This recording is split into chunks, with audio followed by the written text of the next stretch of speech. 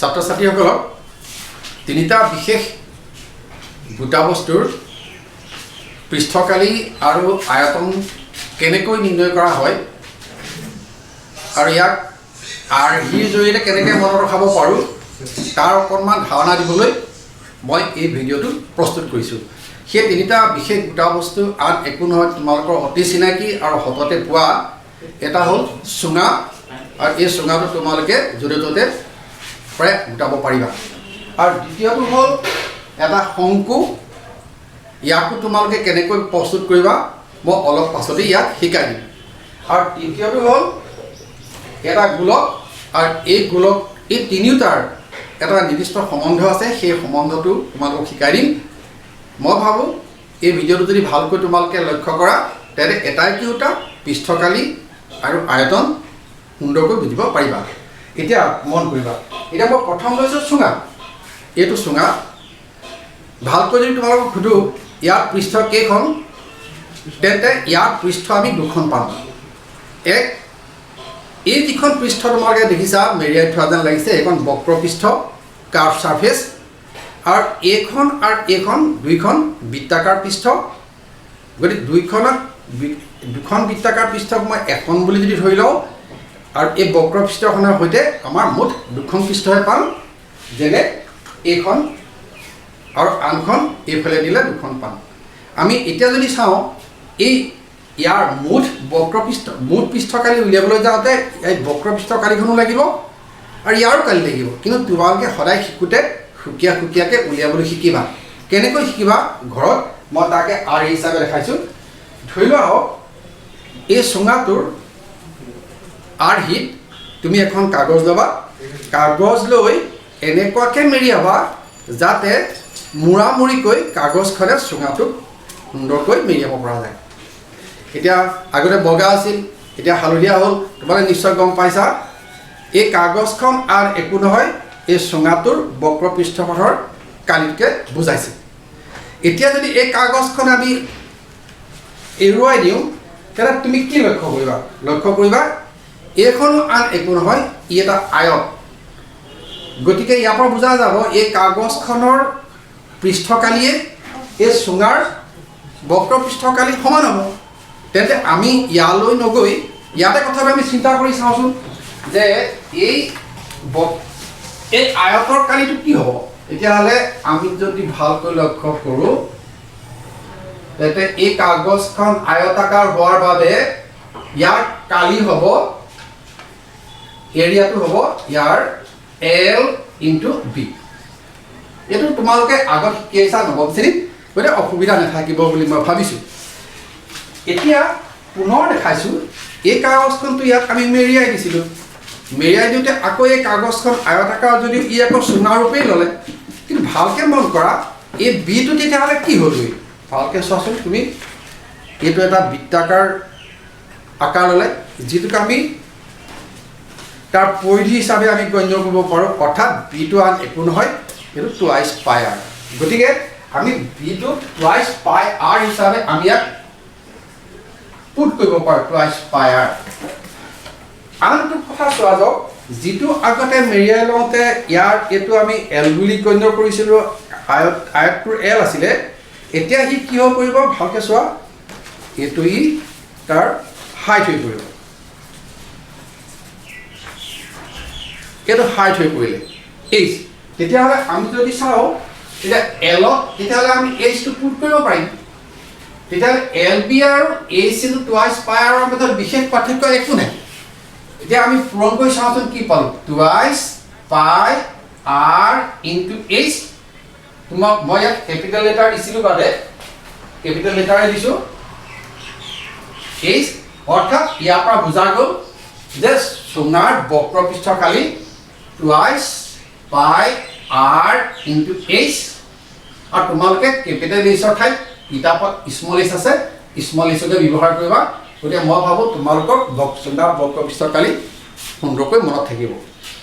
আচ্ছা, এতিয়া আহিলে এই ঘূৰণীয়া পৃষ্ঠ দুখনৰ কালি কি হ'ব, সেইটো তোমালোকে জানাই যে এইখন বৃত্তাকাৰ পৃষ্ঠ। গতিকে ইয়াৰ কালি উলিয়াবলৈ হ'লে বিশেষ অসুবিধা নাথাকিব। গতিকে ইয়াৰ কালি হ'ব πr² আৰু দুখন পৃষ্ঠ হোৱাৰ বাবে দুখন আমাক লাগিব দুটা পৃষ্ঠ কালি গতিকে পাই r স্কয়াৰ অৰ্থাৎ টুৱাইচ পাই r স্কয়াৰ তেতিয়াহ'লে চুঙা এটাৰ দুইখন ঘূৰণীয়া পৃষ্ঠ কালি আমি পালোঁ টুৱাইচ পাই r স্কয়াৰ এতিয়া আহিলে চুঙাটোৰ সৰ্বমুঠ পৃষ্ঠ কালি কিমান হ'ব তেতিয়াহ'লে তুমি কি বুজিবা যে এই বক্ৰ পৃষ্ঠ কালিও লাগিব আৰু ঘূৰণীয়া পৃষ্ঠ কালি দুখনো লাগিব তেতিয়া আমি কম মুঠ চুঙাৰ যদি আমি চাওঁ চুঙাৰ মুঠ পৃষ্ঠ কালি তেতিয়া আমি পাম এই টুৱাইচ পাই r is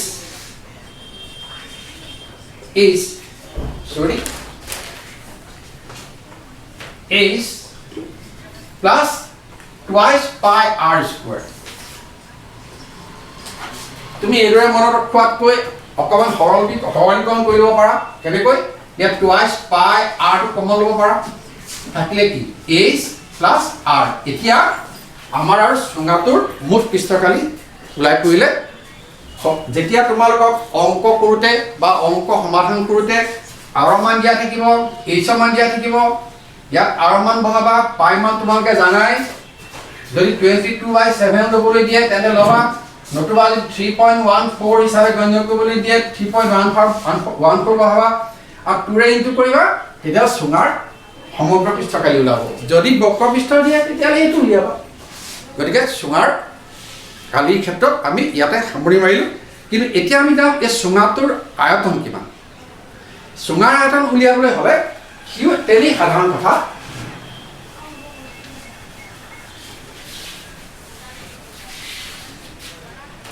চুঙাৰ আয়তন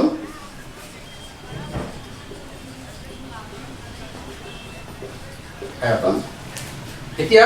তোমালোকেতো ঘূৰণীয়া পেকেটৰ বিস্কুট খাইছাই যদি তেনেকুৱা কিছুমান বিস্কুটৰ পেকেটত তোমালোকে নিজে কিনি আনা তাত দেখিবা যে পেকেটটো চুঙা আকৃতিৰ হয় তাত কেতিয়াবা 10খন বিস্কুট থাকে বা 15খন থাকে কেতিয়াবা বিস্কুট নাথাকে কিন্তু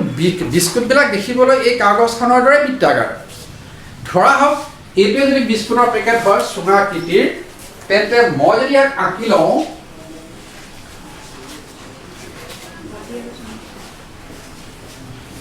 এনেকুৱা যদি বিস্কুট এখন ভৰাই দিওঁ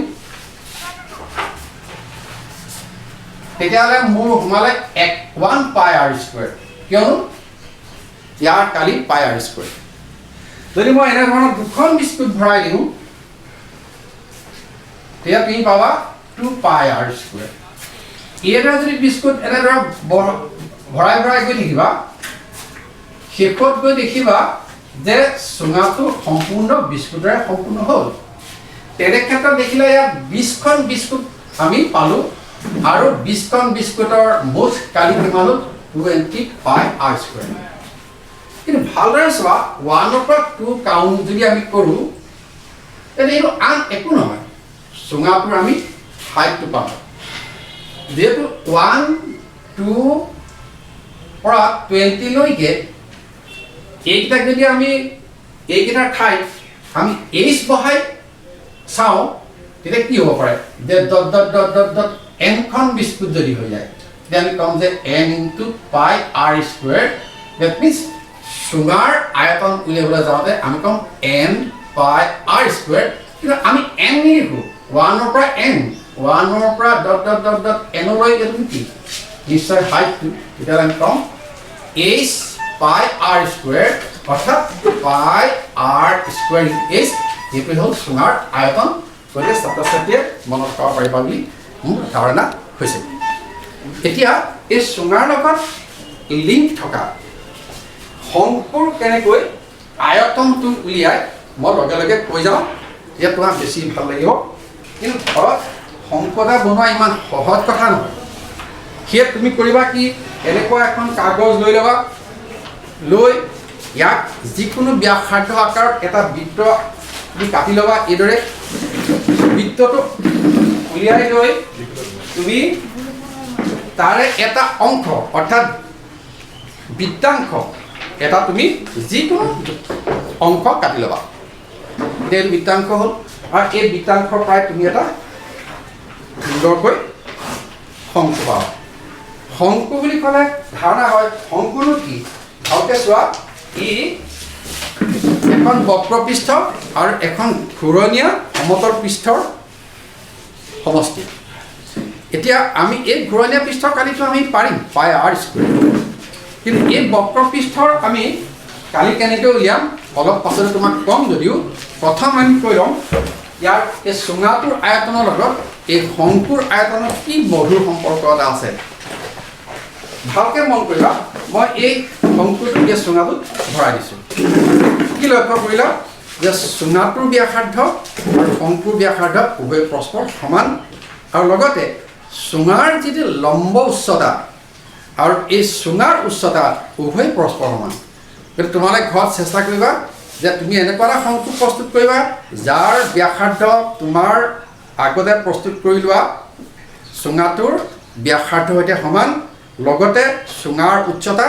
আৰু শংকুৰ লম্ব উচ্চতা উভয় পৰস্পৰ সমান হয় আৰু এই জইণ্ট কোডে চেলোটেপ ইত্যাদি বা ফেভিকল দি ধুনীয়াকৈ মিলাই ল'বা এতিয়া তুমি শুকান বালি অলপ লৈ লোৱা শুকান বালি যদি তুমি লোৱা ইয়াৰ শংকুৰ তিনিবাৰ লোৱাৰ পাছত ইয়াত তুমি ঢালি দিবা এবাৰ ল'বা ঢালিবা দ্বিতীয়বাৰ ল'বা তৃতীয়বাৰ ল'বা লোৱাৰ পাছত দেখিবা যে এই চুঙাটো সম্পূৰ্ণ হৈ পৰিলে পুনৰ কৈছোঁ এই চুঙাটোৰ ব্যাসাৰ্ধৰ মাপ আৰু তুমি প্ৰস্তুত কৰি লোৱা শংকুৰ ব্যাসাৰ্ধ একে কৰিবা আৰু চুঙাটোৰ উচ্চতা আৰু শংকুৰ লম্ব উচ্চতা দুইটা সমান কৰি ল'বা লৈ ইয়াত শুকান বালি ভৰাই লৈ তিনিবাৰ ভৰাবা এই চুঙাটো সম্পূৰ্ণ হৈ পৰিব তাৰমানে ইয়াৰ পৰা বুজা গ'ল যে ইয়াৰ আয়তন বা চুঙাৰ আয়তন আন একো নহয় হয় শংকুৰ আয়তন আন একো নহয় এই চুঙাৰ আয়তনৰ 3/1 তেতিয়াহ'লে আমি বুজিম যে চুঙাৰ আয়তন ইতিমধ্যে পাই আৰ স্কুৱেৰ পালোঁ তেতিয়াহ'লে শংকুৰ আয়তন পাম ইয়াত যিহেতু তিনিবাৰ ভৰালে হয় বালি সম্পূৰ্ণ হয় তেতিয়া কম যে 1/3 অৰ্থাৎ শংকুৰ আয়তন ইয়াৰ 3/1 পাই আৰ স্কুৱেৰ ইনটু এইচ গতিকে ছাত্ৰ ছাত্ৰীৰ মনত থাকিব পুনৰ কৈছোঁ এই শংকুটোৱে তিনিবাৰ বালি ভৰালে ইয়াত সম্পূৰ্ণ হ'ব গতিকে ইয়াৰ আয়তন এই চুঙাৰ আয়তনৰ 3/1 ভালকৈ মন কৰা পাই আৰ স্কুৱেৰ ইজ আৰ একো নহয় চুঙাৰ আয়তন খালি 3/1 গতিকে চুঙাৰ আয়তন তোমালোকৰ আৰু শংকুৰ আয়তনৰ মাজৰ সম্পৰ্ক তোমালোকে নিশ্চয় মন কৰিলা এতিয়া পৰৱৰ্তী পৰ্যায়ত আছে এটা গোলক এই গোলকটোৰ আমি দুটা কথা পাম এক সমগ্ৰ মুঠ পৃষ্ঠকালি আৰু ইয়াৰ ধাৰণ ক্ষমতা বা আয়তন কিন্তু প্ৰথম ক'বলৈ গৈছোঁ যে ইয়াৰ আয়তনটো কিমান ছাত্ৰ ছাত্ৰীয়ে প্ৰায়ে মনত ভুলকৈ ৰাখে মুখস্থ ৰাখে কেতিয়াও নাৰাখিবা মই শিকাই দিছোঁ এতিয়া ইতিমধ্যে তোমালোকে পালা যে শংকুৰ আয়তন 1/3 পাই আৰ স্কুৱেৰ ইনটু এইচ ইয়াত মই এটা শংকু প্ৰস্তুত কৰি লৈছোঁ আৰু এই গোলকটো যদি মই আধা কৰি দিওঁ এই শংকুৰ ব্যাসাৰ্ধ আৰু এই গোলকটোৰ ব্যাসাৰ্ধ উভয় পৰস্পৰ সমান আৰু ইয়াৰ লম্ব উচ্চতা আৰু ইয়াৰ এই গোলকটোৰ লম্ব উচ্চতা আৰু ইয়াৰ উচ্চতা তোমালোকে তাতে গম পাবা উভয় পৰস্পৰ সমান গতিকে ঘৰত তোমালোকে চেষ্টা কৰিবা এটা গোলক লৈ তাৰ ব্যাসাৰ্ধ সমান ল'বা আৰু ইয়াৰ উচ্চতা অৰ্থাৎ গোলকটোৰ উচ্চতা মানে ইয়াৰ ব্যাস আৰু ইয়াৰ লম্ব উচ্চতাৰ সৈতে সমানকৈ ৰাখিবা এতিয়া ইয়াক এবাৰ বালি ভৰাই দিবা তেন্তে ইয়াৰ অৰ্ধগোলকত এবাৰ সম্পূৰ্ণ হৈ যাব আৰু দ্বিতীয়বাৰ ইয়াত বালি ভৰাবা দ্বিতীয় অৰ্ধগোলকত দিবা ই সম্পূৰ্ণ হৈ পৰিব তাৰমানে ইয়াৰ পৰা কি বুজি পালা তোমালোকে যে এইটো যদি গোলক হয়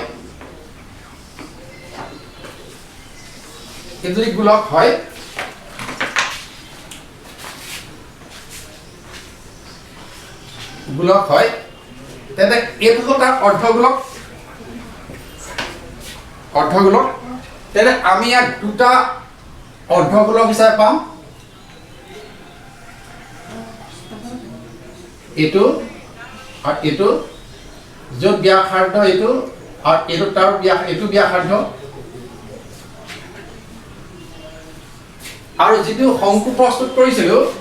সেই শংকুটো তোমালোকক দেখুৱাইছোঁ মই সেই শংকুটো আৰু একো নহয় ইয়াৰ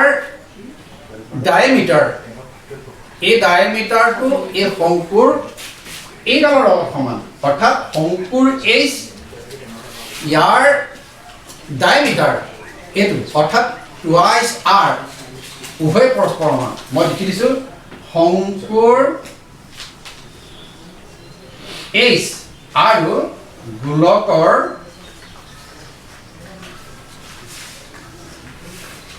ব্যাস আমি টুৱাইচ আৰ ইয়াত দুইটা পৰস্পৰ সমান কৰি দিছোঁ এতিয়া যেহেতু এই শংকুটোৱে যদি ইয়াত এবাৰ দিলে সম্পূৰ্ণ হয় বালি ইয়াত এবাৰ দিলে যদি সম্পূৰ্ণ হয় তুমি লক্ষ্য কৰাচোন তেতিয়াহ'লে কি হ'ব পাৰে বাৰু তেনে ইয়াৰ আয়তন গোলকৰ আয়তন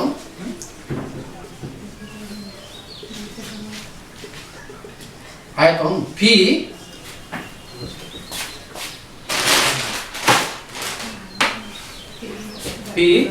কি পাম তেতিয়াহ'লে এইটোতো আমি পাইছোঁৱেই 1/3 পাই আৰ স্কুৱাৰ ইনটু এইচ ইয়াৰ হৈ গ'ল 1/3 পাই আৰ স্কুৱাৰ ইনটু এইচ দ্বিতীয়বাৰ কৰালা 1/3 পাই আৰ স্কুৱাৰ ইনটু এইচ 1/3 পাই আৰ স্কুৱাৰ ইনটু এইচ তুমি দুটা যোগ কৰাচোন কি পাম 2/3 পাই আৰ স্কুৱাৰ ইনটু এইচ কিন্তু আৰ ইতিমধ্যে আমি আৰ মানে কি এই আৰটো তোমালোকে নিশ্চয় গম পালা ইয়াৰ যিটো আৰ এইটো ইয়াৰ এইটো আই এইচ শংকুৰ যিটো এইচ এইটো এইচটো আৰু ইয়াৰ যিটো আমি আৰ কথা ক'লোঁ তুমি ভালকৈ মন কৰা এই এইচটো কাৰ সমান আছিলে টুৱাইচ আৰ লগত সমান আছিলে গতিকে আমি লিখিব পাৰিম 2/3 পাই আৰ স্কুৱেৰ ইনটু এই এইচৰ পৰিৱৰ্তে আমি তাক টুৱাইচ আৰ পুট কৰিব পাৰোঁ তেতিয়া কি পাম চোৱাচোন 4/3 পাই আৰ কিউব এইটোৱে হ'ব আমাৰ গোলকটোৰ মুঠ